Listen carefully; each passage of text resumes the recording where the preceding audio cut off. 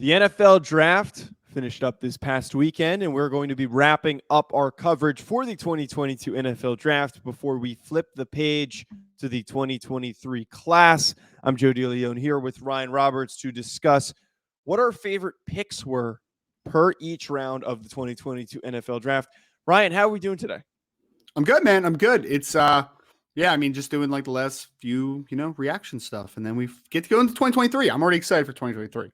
Yeah, I think some people may not fully realize how much or how little you can really do post draft to break this stuff down. So we do all this work, and then the draft comes, you cover the draft, and then afterwards, it's just like, here's our thoughts, and then now it's time for the next class. This is what NFL beat writers are for. They can have their opinion on how each player fits, because it's the one thing I will say though is usually beat writers are very like optimistic, obviously, right? Because they don't follow the draft as much. They're just like, wow, this guy fits well, and what a great pick. And I do like the fact that when we do the instant reactions, we're very unbiased towards that, and we kind of give a real reaction, which is going to be unpopular for some people, but it's real, it's not just fluff, which is good.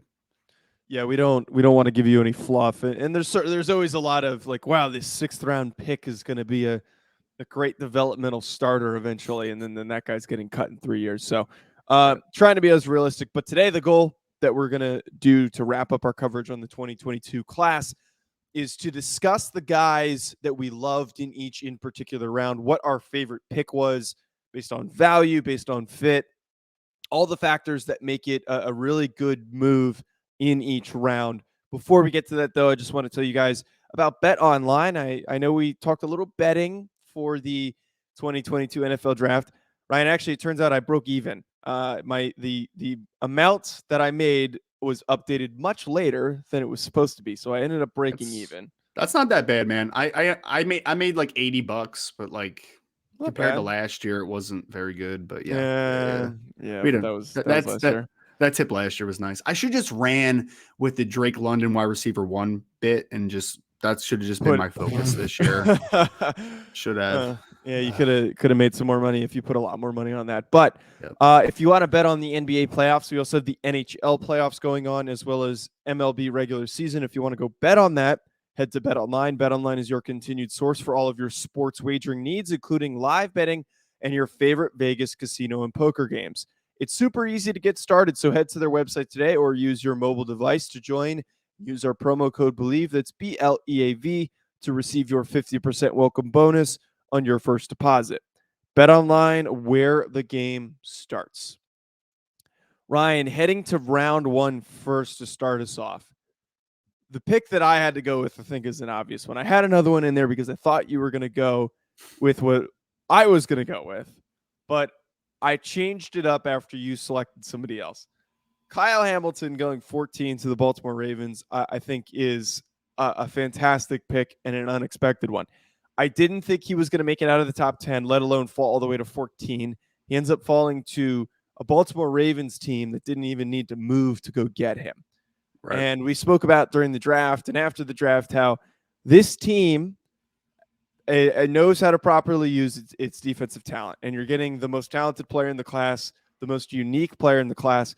They're going to find very unique ways to deploy him this upcoming season. I'm obsessed with this pick. I think this landing spot, it's pretty scary to know that he's going to be a Baltimore Raven and that he's not going to end up being the best player on a bad defense like if he went to the Detroit Lions or the Houston Texans. Well, the only concern I had with the pick is that safety wasn't necessarily a need. Obviously they had signed Marcus Williams to a 5-year, $70 million deal. They had signed Chuck Clark is signed, but apparently Chuck Clark might be dispensable now. Apparently he's rumored to be traded. So I think Kyle Hamilton at the 14th pick is an absolute steal. Like there's no doubt about it. I mean, you could have picked the Ravens in every single round because every pick felt like a value. So, Kyle Hamilton for me was the best player in this draft. If we're not counting, obviously, positional value, we're not moving offensive tackles and defensive ends up into the board. Kyle Hamilton, I thought, was the most rare player in this draft. So for me, yeah, it's a fantastic fit, fantastic pick. 14th overall to get potentially the best player in the draft. Slam dunk. It was an easy pick, too. Easy pick. Yeah, they didn't have to do much thinking for him to slide that fall, and they significantly benefit from it. But basically, the premise of drafting best available, and that works here for the Baltimore Ravens. Who was your pick though for the first round? Yeah, I went with George Karlaftis, and talk about another guy that was a value. I had him as a top 10 to 15 player in this class. I preferred him over Aiden Hutchinson, which I know is still a little bit of a hot take, and that's fine. I'll roll with the hot take to see how they play in the NFL. But for the Kansas City Chiefs to sit there at 30 and get a guy like a George Karlaftis, who I think has double-digit sack potential at the next level on a year-to-year basis, I think he's a potentially better prospect than Ryan Kerrigan was coming out of Purdue. I think that's at least a conversation to have. If you've preferred Ryan Kerrigan, that's fine. But I mean, this kid had 6'3" plus, 270 pounds, 4'7", 140, 38-inch vert, 10-foot broad, explosive first step. And this kid has incredible power. Not the longest guy of all time, obviously, but we're talking about a true power converter. And to get this kid at 30, I think that's the biggest reason that it's my favorite pick. It's a guy that I valued a lot higher. He ends up in the 30 spot, and at a position of high priority, like defensive end, pass rushers are at a premium in today's game. So getting a guy like Karlaftis at 30, I thought was an absolute steal in the first. Yeah, that drought on edge rushers that pushed Jermaine Johnson and George Karlaftis as far back as they went seriously helped the Jets, and then here in this situation significantly helps the Kansas City Chiefs. That's a huge boost for them that they're able to get someone as good as Karlaftis now playing on their defensive line. Heading to the second round, speaking of another defensive lineman, my favorite second round pick has to be David Ojabo being selected by the Baltimore Ravens. So back-to-back Ravens picks, and we've got a lot of Ravens picks on this show that we're going to be talking about. But Ojabo was somebody pre-Achilles injury at his pro day was considered to be a top 15 pick, and he might have gone before Jermaine Johnson and George Karlaftis, but he injures the Achilles, and we know that the recovery timetable for that is a difficult one. We also know that there is also not a guarantee he comes back at full explosiveness. There is a possibility that it impacts that. But if he does come back fully healthy, this is a top 15 pick that you're getting in the second round. But just talking about physical profile and fit, this is the type of edge rusher that the Baltimore Ravens look for. And Ojabo, once he's healthy and he's back, I think is going to plug in nicely on a team that has a really good defensive line and already has very good defensive players all over. Similar to the Kyle Hamilton thing, it's not as much of a big need, but because this defense is already good and you plug him in once he's back, that's what makes the move scary because he doesn't have to be the best player on the defensive line. And he's going to have a redshirt year, obviously, but the long term for David Ojabo is going to far exceed the short term. So I love the fit. You know who was probably the biggest advocate of that pick, Joe? I bet you Adafe Owe was calling the staff. It was like, hey, I play with my dude at Blair Academy there in New Jersey. He's an incredible athlete. I mean, they're like the same type of profile, really. Obviously, one went to Penn State, no way. Another went to Ojabo went to Michigan, but I think that it makes a lot of sense to reunite these teammates because they're high impact type of athletes at the edge position, and we could be seeing Owe and Ojabo being the two.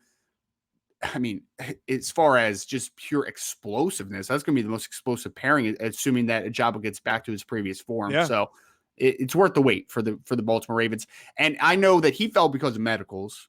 My second round pick also fell because of medicals, and that is Andrew Booth Jr. for the Minnesota Vikings out of the University of Clemson.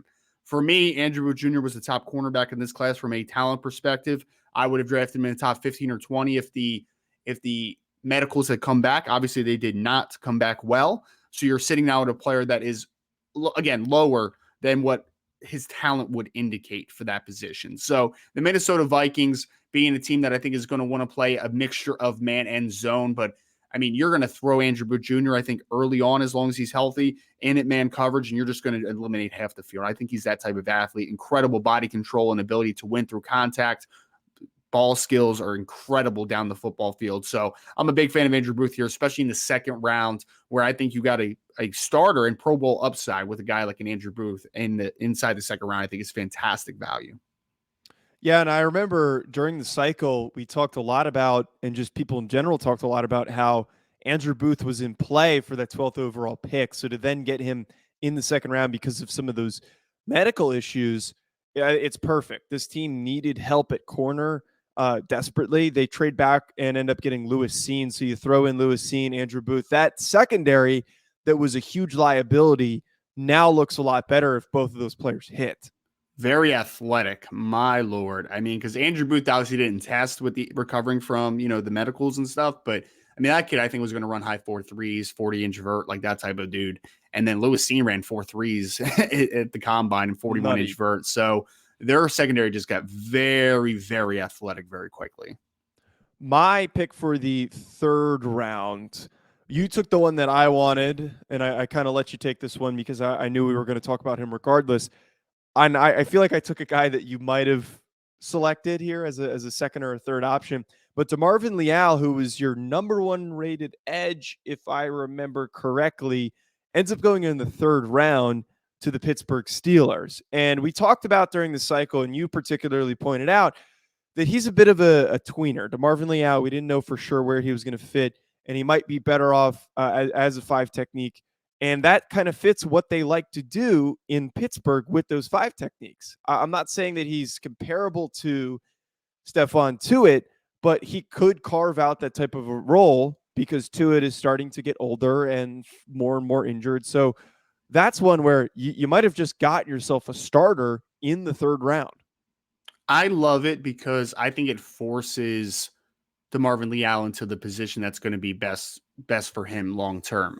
I think he's a guy that would love to play edge in the real world. Obviously, the pay will be more long term as long as he's a successful football player. But I've been a guy that thinks that he's more of an interior defensive lineman. And the Steelers put him in a situation where DeMarvin Leal's not going to be a stand-up rusher in a 3-4. Like, he's not going to be a 3-4 outside linebacker. Like, that's at 280-something pounds. It's just not going to be what he is. Apparently, Trayvon Walker might be. Well, that's a different conversation for a different time. Separate conversation. Yes, that is a much separate conversation. But the point being, if you were a true 4-down team that DeMarvin Leal was drafted to, then you could have the conversation, is he a defensive end? Is he a defensive tackle? Going to the Steelers, he's not going to be a stand-up rusher opposite of TJ Watt. It's just not his profile. So he is going to be a 3-4 defensive end in that system where you can take advantage of some of the end traits that he does have, some of the edge traits that he has, but also you're going to leave him inside a ton. He's going to play 5. He's going to play 4-eye. I would even put him in at 3, at times to rush the passer. So I like the fit because he's going to a really good franchise that stylistically I think fits. And also, I think that it's going to kind of force him into a spot that I think he's better suited for. So really do like that DeMarvin Leal pick. I continued on the defensive line as well because I think the Baltimore Ravens, and we've now talked about 3 different Ravens in the first, second, and third round between us. The Ravens got a starting nose tackle in Travis Jones out of UConn in the third round. And I maintain Jordan Davis is a really good player.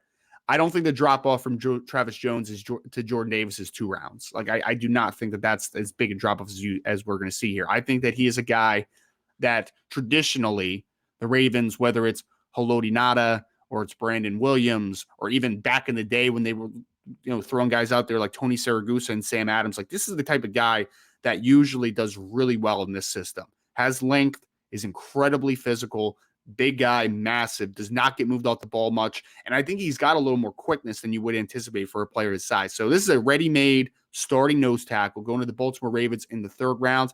I wouldn't be shocked if he's a 10+ start player in his first year with the Baltimore Ravens, because I think he brings a fantastic upside, at worst an early down run stopping nose tackle, but I think he's more as well. Yeah, as everybody knows, we're big Travis Jones fans on this show. So him plugging in there, I think he does fit perfectly on that defensive line. Excuse me. It's just crazy, though, to see all these guys that fit so perfectly with their scheme and that are probably going to carve out really early roles early on. And we're talking about a guy who's a third-round pick that's going to be able to do that. So Travis Jones being a Baltimore Raven is definitely huge. And also, I think I said it wrong. Was Leal your top defensive tackle or edge rusher? He was my top interior defensive lineman. Okay, yep. That's what it was. Okay. Mm-hmm. didn't want to misquote you there because I started to think, I'm Yes. like, wait a minute, you didn't have. You already misquote me, man. One of the recap things you said that Drake London was my wide receiver 1, and that's just not true. It's just not That true. was a long night, man. Even though That was a long night. It was only pick 8 when I was messing stuff up. Oh, that was the latest I've stayed up in years, honestly. By the way, it was like 1:30 and I was still up. I was like, what is happening right now? This is weird. Yeah, I told you the next morning I felt hungover. I was still sick, which was fantastic, but I still did nonetheless feel like I was hungover. Yes. 4th round, Ryan. We're ripping through these. Yep. I have to go with this one, and I know that you hate that I'm bringing this up, but I don't care. It's your bit, man. It's your bit. I'm gonna ride this to the bank. I'm gonna ride this to the freaking bank. Pierre Strong Jr. being selected in the 4th round to the New England Patriots is such a fantastic fit. And I don't know if the round value I think is what it was. He was projected to go somewhere in that range. I believe we even have you on record on the show saying he was projected to go in that range. Yep. But I spent the cycle saying if Pierre Strong Jr. steps into an unsettled an unsettled running back situation where he can start off with the minimal amount of carries and then eventually carve out a bigger role, I think he's capable of being this year's Elijah Mitchell. Similar size profile, similar speed profile, similar in the sense where they're both very experienced coming out of college, coming from smaller programs, have a lot of carries under their belt, and he is going to step in. And I really believe by the middle of the season could be getting most of the carries for that Patriots team. And that's what they like in a type of a running back in New England is these experienced guys that know how to read a hole. And he's probably, I think he's the fastest guy in that group of running backs. So give me him. If you want a dark horse offensive rookie of the year candidate and you want to go put some bets down and go put down other, I don't think it's unrealistic, man. And I don't care if I sound like a jackass saying it. It's just a New England thing, though, right? Like they rotate running backs so much. It's hard to. They do, but they also ride the hot hand from time to time. But okay, we said the same thing about the 49ers. Wait, we said that we said the same thing about the 49ers. That Elijah Mitchell led the team in rushing, and he had 1,000 yards this past year. Yeah, but I mean that only happened because Raheem Mostert got hurt. I mean, honestly, that only happened. Damian Harris gets hurt all the time. Look, I'm not projecting that Pierre Strong Jr. breaks the career rushing record in the NFL. I'm not saying that. I think he's going to run. He's going to run for 2,000 yards next year, according to Joe DeLeone. You heard it here first. I don't know if his career has the long-term projection as some of these other guys because of the amount of carries and hits that he's taken in college. But if we're talking about something to step in, have a very immediate short-term impact, it might only be for like a couple of years. That's why I'm pushing him, is that I think that experience helps him to be an Elijah Mitchell or James Robinson, and then maybe fall off after a couple of years. It's fair, man. Getting away from Joe's homerism to a degree, because I know he's a big South Dakota State fan, which is pretty hysterical. Joshua Williams, Fayetteville State cornerback, who Joe, I talked to before the draft that I thought maybe he can go day 2. He ends up going 4th round, so just outside of day 2 to the Kansas City Chiefs. Man, this is fantastic. This is a fantastic fit, not only for a team that needs cornerback help, but I also think Joshua Williams, from a talent level perspective, is probably the most talented cornerback on that roster. 6'2" plus, long arms, deep speed. I mean, he ran like 4.5 low, like 4.51, I think 4.52. Good tester overall. Just the combination of length and athleticism is fantastic. And he was a former JUCO player that was a JUCO wide receiver that had made the transition to cornerback during his Fayetteville State career. And I thought he went to the Senior Bowl and he showed some press man tech, man, where like he was putting dudes in stall mode at the line of scrimmage. Like guys, just momentum was killed. So I'm a fan of him in the 4th round. I wouldn't be surprised if he starts a few games for the Kansas City Chiefs early on in his career, because I think that length and athleticism profile is enough where Kansas City is going to be very, very excited about him. So Joshua Williams to a cornerback needy Kansas City Chiefs in the 4th round, I think is a great fit. And just because he's a small school guy that was a later pick does not mean that he can't step in and play right away. So keep an eye out for Joshua Williams, because he certainly has that capability. For the 5th round, Ryan, I decided to go with Tariq Woolen, the UTSA corner who is now a Seattle Seahawk. And I know I spent a lot of the cycle bashing those who talked about Tariq Woolen as a day 2 pick. I was trying to be more realistic, and what I was saying on him is that this is a day 3 guy, and he needs to go in the right situation. And you said a ton of that on the show as well, because he's tall, he's 6'4", and he can't freaking turn, but he's fast. Ran a 4.26. And the perfect situation, we jokingly said from time to time, was if he went to the Seattle Seahawks. And here he is in the 5th round, which is much better value for Tariq Woolen. Is going to play in a system that knows how to utilize tall, long corners, athletic corners. You don't need to ask him to turn a lot because they run a lot of zone. So I think that this pick could really be a serious value pick for the Seahawks, and he could carve out a nice role in their secondary. Yeah, no, I think that it's the perfect fit for Tariq Woolen. The day 2 hype was a little too much, but going to a team that traditionally runs a lot of cover 3 and a lot of press bail, I think is fantastic for him because he is long as anything, the longest corner we probably have ever seen from a height and plus length perspective. And he's a 4.2 athlete. So you can work with him. And I know Pete Carroll has done a good job in that staff of developing cornerbacks in the past, obviously with guys like Richard Sherman and Byron Maxwell. They've done a really good job in that department. Even Trey Flowers, who was a safety at Oklahoma State and transitioned to that cover 3 style corner. I like the fit for what it is in that regard. I have a little bit of homerism, Joe. I called you a homer a couple picks ago. Yeah, I was about to say that this is just as much of a homer pick. This is actually more of a homer pick because it's for a team you root for and a team that you cover. It is. Yeah, no, this is the ultimate homer pick because for people that don't know, I cover recruiting at irishbreakdown.com, and I picked a former Notre Dame player, Kyren Williams, who's a fantastic player, and I'm also an LA Rams fan, and he falls to the LA Rams with the 5th round pick. Shut up, dude. Stop shaking your head. But it is, I love the fit, Joe, and I kind of highlighted in an article recently. The reason I like it is because Sean McVay is a really talented offensive mind. I think he's going to be able to get Kyren Williams involved in the passing game early on. The Rams in 17 games last year, the running backs only had 53 combined receptions in 17 games. So a low total in general. I think Kyron's going to give you a nice little boost early on in his career just in the passing game.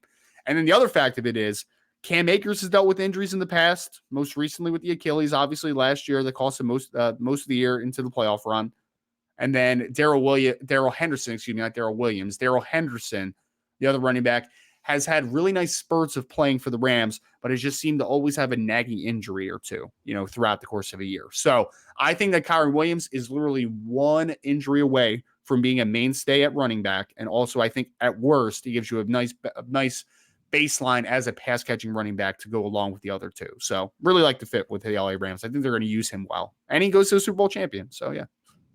Well, and also he goes to your favorite team, but yes. nonetheless though, Kyren, similar to the Pierre Strong situation, goes to a team that has an unsettled starter running back.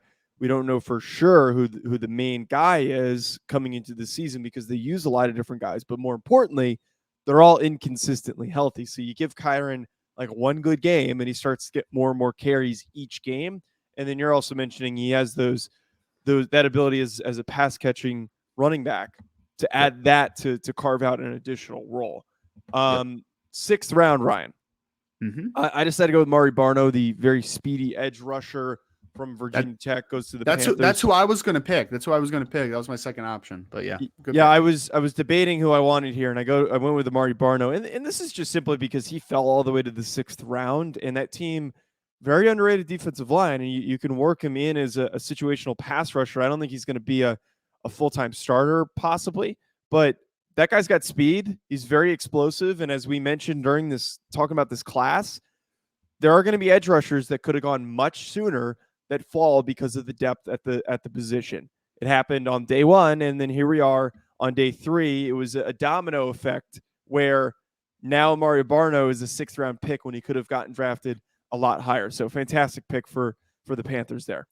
I felt like there was so many crazy testing this year at the combine that no one talked about the fact that Amari Barno ran 4.36 at 240 pounds. It's like, bonkers. Dude, it doesn't make any sense. Like logistically, like it just, doesn't make any sense. But I think 6th round to take a flyer on a Tracy player like this, like what's the worst scenario that he doesn't play? But you might get a designated pass rusher, like you said early on in his career. So yeah, I like that fit a ton. Another one that I wanted to throw out there, that was my second choice. I went with Lecitus Smith, who was for the Virginia Tech Hokies, was drafted by the Arizona Cardinals here in the 6th round. I think he has starter upside at guard, man. I really do. Maybe not this year, But I think long-term, this could be a starting guard. He's really physical, displacement power in the run game, good athlete, former tight end recruit coming to Virginia Tech. We had him on the show as well. So he's a good dude as far as, from a intelligence perspective, multi-year starter at Virginia Tech. And I'm telling you, in 2020, when it was him and Christian Darrisaw at left tackle on the left side, there were times when Lecitus Smith was most dominant player on that offensive line to kind of just illustrate how good he is. So I love that pick in the 6th round. At worst, you're getting good depth, but I think there's starter upside with Lecitus. All right, hitting on the 7th round to wrap us up, Ryan. We went with 2 basketball players. I picked Chris Paul from Tulsa, who was the 7th round pick, and I, of course, did not write down which team he was selected by, but I'm completely blanking on which team he went to. That's so funny. I was going to. The Commanders. Okay. I was going to mention something to you when I saw on the sheet that you wrote down the college instead. I was like, oh man, I think he forgot to write down what team he got drafted by. Well, you already did that. You did that for a different player in the. But sheet. I remember what team he got drafted by, Joe. He went to the Commanders, and that's a team that their offensive line is starting to fall apart. They lost Brandon Scherf, and I know Chris Paul's not going to step in and start, but got drafted, I think, later than he possibly could have gone. He could have gone sooner. There were some weird picks that were selected ahead of him that were guards, and added depth for the Commanders, and their offensive line, I think, is perfect. Chris Paul doesn't need to start right away, but you never know. He could end up working his way into the starting lineup. Yeah, no, I like Chris Paul. He came on the show. He played right tackle during most of his career at Tulsa. He played some guard too. And I think he's got guard upside to maybe be a starter down the line. So yeah, in the 7th round, taking a swing. Like we said, with this overpopulated draft class, there was a lot of day 3 players that should have went a lot higher. I think Chris Paul is one of them. He's also a Senior Bowler. So another guy that also went to Senior Bowl, you said there's a play on, obviously, a former basketball player, Isaiah Thomas from Oklahoma, to the Cleveland Browns. I don't get this one, man. I don't get why he lasted this long. I don't. Because when you watch his Oklahoma film, he plays on the edge. He's played inside a defensive tackle when necessity is kind of brought up. And no matter where he's played, he's been really productive. And he's got length and he's physical. He's not going to be the guy that's the most incredible athlete, but I think he understands how to reduce angles. I think he has really strong hands. I think he has inside-outside versatility. 7th round, yes, sign me up. I think the Browns got an absolute steal here with Isaiah Thomas. He was the best player on that defense this past year, and we saw Asamoah go in the 3rd round. You saw the defensive tackle, I think, go early in the 4th round. What's his name? Name just escaped me for some reason. Why did I forget his name? He was number 1 JUCO player coming out, defensive tackle. Jermaine Johnson? No, for Oklahoma. Are you listening? Perrion Winfrey. Thank you so much. I immediately thought of Jermaine Johnson for some reason. No, you're fine. You're fine. I'm an idiot. Yeah. So Winfrey, Asamoah went early. I think Nick Benito went in the 2nd round. And if you ask me who was the best player on Oklahoma last year, it was Isaiah Thomas defensively. And I think that he has inside-outside versatility. So at this spot in the 7th round, slam dunk, man. I think he's going to play. I think he's going to be a good rotational player. I think he's a good football player, man. He might never be a high sack guy because he just doesn't have the physical profile, but I don't see a world where he's not on a roster next year. I'd be very surprised. Yeah, really, really odd that he fell that far in a huge pick for the Cleveland Browns in the 7th round. Folks, that's going to be it from us. We're closing out the 2022 cycle.